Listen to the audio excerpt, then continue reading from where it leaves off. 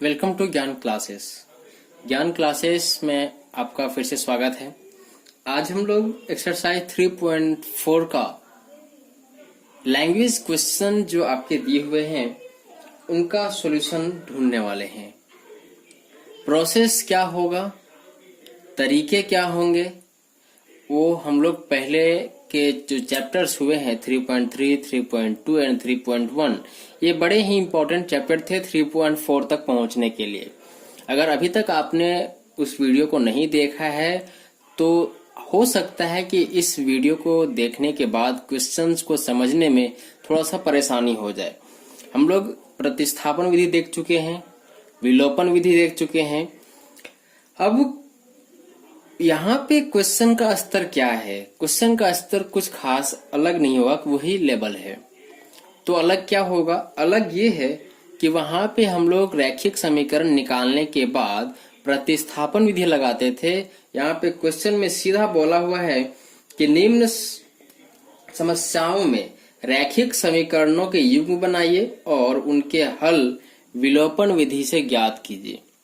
ठीक है, आपको तो पहले रैखिक समीकरण निकालना ही है, ठीक वैसे ही जैसे कि पहले निकाल रहे थे, लेकिन अब बनाने का तरीका होगा विलोपन विधि। ठीक है, तो विलोपन विधि क्या है हम लोग देख चुके हैं। अगर आपने नहीं देखा है तो पहले आप 3.4 का जो पार्ट 1 वीडियो है आप पहले उसको देखिए, उसके बाद ये वीडियो में आपको और ज्यादा बेहतर तरीके से समझ में आएगा। साथ ही साथ आपको रिक्वेस्ट करते चलें कि अगर आप इस YouTube चैनल पे नए व्यूवर हैं तो चैनल को सब्सक्राइब कीजिए, लाइक कीजिए एंड शेयर कीजिए ताकि हमारा कोई भी अपडेट आपसे मिस ना हो। Okay, now let us start the video. तो ये है हमारा पहला क्वेश्चन। बोलता है कि यदि हम अंश में, ठीक है, यदि हम अंश में एक जोड़ दे तथा हर में एक घटा दे तो भिन्न एक में बदल जाती है, और यदि हर में एक जोड़ दे तो यह जो भिन्न है वो 1/2 में बदल जाती है। तो वह भिन्न क्या है? देखिए, इस टाइप का क्वेश्चन हम लोग 3.3 में भी देख चुके हैं। अब रैखिक समीकरण तो निकलेगा ही निकलेगा। तो रैखिक समीकरण निकलने के बाद केवल यह हो गया इस क्वेश्चन में कि सॉल्व करना है विलोपन विधि से। ये बात हम पहले भी डिस्कस कर चुके हैं। तो सीधा आप इसका सॉल्यूशन पे आते हैं। ठीक है, माना कि अंश किसका अंश रहेगा? ठीक है, आप यहां लिख सकते हो भिन्न का अंश x और हर y है, इसलिए भिन्न हमारा क्या होगा?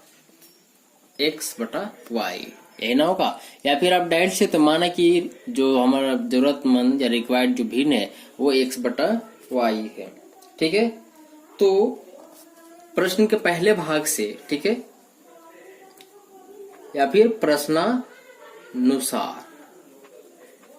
या फिर आप लिख सकते हो कि प्रश्न के पहले भाग से। तो प्रश्न क्या कहता है? यदि हम अंश में एक जोड़ दे, अंश कितना है हमारा? यही ना है, ऊपर वाले को अंश बोलते हैं। तो अंश में हम एक जोड़ देते हैं और हर में एक घटाने बोल रहा है तो y-1, और तब ये भिन्न क्या हो जाएगा? ये 1 के बराबर होगा। देखिए, जैसे जैसे क्वेश्चन आपको कहता है आपको केवल इतना ही करना है कि उसको मैथमेटिकल फॉर्म में आपको इम्प्लीमेंट करते चले जाना है। ठीक है, ये पहला भाग। दूसरा बात यहीं से करता है,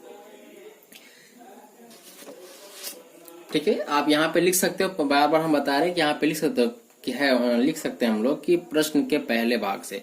अब एक और प्रश्न सर क्या कहता है कि यदि हर में एक जोड़ दिया जाए, मतलब कि अंश में कुछ नहीं करना है, केवल हर में चेंज किया जाए तो यह भिन्न 1/2 के बराबर हो जाएगा। ठीक है, अब ये तो मेरा निकल गया है। अब यहीं से आपको सॉल्यूशन भी मिलेगा। ठीक है, तो इससे आप भी सॉल्व कर सकते हो। यहां से आपको क्या मिलेगा? ये हो जाएगा, देखिए इधर है गुना में, है ना, ये सॉरी ये है इधर डिवाइड में, इधर आएगा तो गुना में आएगा। मतलब ये हो जाएगा x प्लस, ठीक है, 1 तो रहेगा, और ये y-1 ये इस तरीके से चला जाएगा, या x - y plus equals to ये माइनस प्लस में इधर आएगा तो माइनस में, तो ये हो जाएगा -2। ये समीकरण 1। उसी तरह यहां से भी निकलेगा, तो यहां से हम लोग क्या निकाल सकते हैं कि x इक्वल टू ये यहां से 2 मल्टीप्लाई होगा और ये y प्लस 1 या 2x माइनस वाई, ठीक है, 2x minus Y equals to 1, ये समीकरण 2। अब हमारे पास समीकरण 1 और 2 निकल गया है, तो अब हमको केवल विलोपन विधि से सॉल्व करना है, ठीक है। अब यहाँ पे बात करना है कि विलोपन विधि में कैसे सॉल्व होता है। अब हमारे पास जो दोनों समीकरण है, हम क्या बताए थे कि सबसे पहले बात तो ये कि किसी भी एक भिन्न को एक चर को बराबर करना है, ठीक है। देखिए यहाँ पे x है, यहाँ पे 2x है ना, तो यहाँ अगर हम यहाँ से 2 मल्टीप्लाई कर दे इस इक्वेशन में, तो ये 2x हो जाएगा, तब ये बराबर हो जाएगा विथ साइन। यहाँ पे -y, यहाँ भी -y है, अगर इसमें हम माइनस से मल्टीप्लाई कर दे पूरे के, तो ये प्लस में आ जाएगा और ये माइनस में आ जाएगा। तो लिखते हैं समीकरण, ठीक है, 1 गुना 2 तथा, या फिर यहीं पे हम लिख देते हैं घटाव 2 गुना 1 करने पर, ठीक है। ज्यादा लंबा लिखने से बचने के लिए हम यहीं पे माइनस का साइन दे दिए हैं ताकि बाद में दिक्कत ना हो। जब 2 से इसको मल्टीप्लाई करोगे आप, तो ये हो जाएगा 2x माइनस 2y, ठीक है, 2x minus 2y equal to -4, और ये जब मल्टीप्लाई होगा 1 से, तो ये हो जाएगा -y इक्वल टू 1, ठीक है। अब ये साइन चेंज होगा, चूंकि हम यहाँ लिखे हैं माइनस करने पर प्लस और ये माइनस, तो ये कटेगा और यहाँ से हो जाएगा ये -y इक्वल टू -5 या y इक्वल टू 5, ठीक है। y मिल गया आपको। अब यहाँ से आपको मिलेगा x का वैल्यू, लिखेंगे y का मान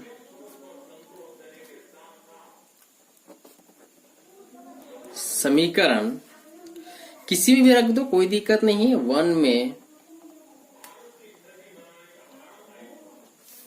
रखने पर, जब 1 में रखेंगे तो समीकरण 1 में कहता है कि x minus y equal to -2, तो x माइनस वाई का वैल्यू कितना है, तो ये 5 है, इक्वल टू -2, देयरफॉर या फिर या x इक्वल टू क्या हो जाएगा -2 प्लस 5 इक्वल टू 3। जब x और y आपको दोनों मिल गया है, तो जो भिन्न था, भिन्न बराबर क्या हो जाएगा x बटा y, यही था ना, तो x का वैल्यू 3 और y का वैल्यू 5, यही हमारा आंसर होगा। देखिए विलोपन विधि में बार बार यही बात समझा रहे हैं कि या तो x को या y को आप पहले बराबर करो, ठीक है। अब यहाँ पे हम एक और तरीके से बना सकते थे। क्या बना सकते थे भाई, कि समीकरण 1 और 2 को जोड़ने पर क्या होगा, ठीक है। लेकिन जोड़ने से पहले किसी एक को जो y है उसको प्लस में चेंज कर लेना था, ठीक है। या फिर अगर आप डायरेक्ट करते कि 1 - 2 करने पर बिना कुछ गुना किए तो कि ये जो -y है वो रह जाता और ये माइनस प्लस में चेंज हो जाएगा, तो माइनस प्लस से तो वैसे कट जाता, यहाँ से पहले आपको x का वैल्यू मिल जाता। इस प्रकार से अब आपके ऊपर निर्भर करता है कि आप क्या चेंज कर रहे हो, किस प्रकार से चेंज कर रहे हो। साथ ही साथ कभी कभी एग्जाम में ये पूछता है कि केवल दे देगा 2 इक्वेशन, या फिर इस प्रकार से लैंग्वेज का क्वेश्चन दे देगा और बोलेगा कि सॉल्व कीजिए, वहां पे कोई विधि नहीं देगा। इस समय पे आपको खुद से जो आपका इच्छा हो, आप जिसमें ज्यादा कंफर्टेबल है, उस विधि को ही चूज करना है। वो आपके ऊपर निर्भर करेगा। जरूरी नहीं है कि प्रतिस्थापन से ही करना है, और ये भी जरूरी नहीं है कि विलोपन से करना है, या फिर ये भी जरूरी नहीं कि वज्र गुणनखंड से करना है, ठीक है।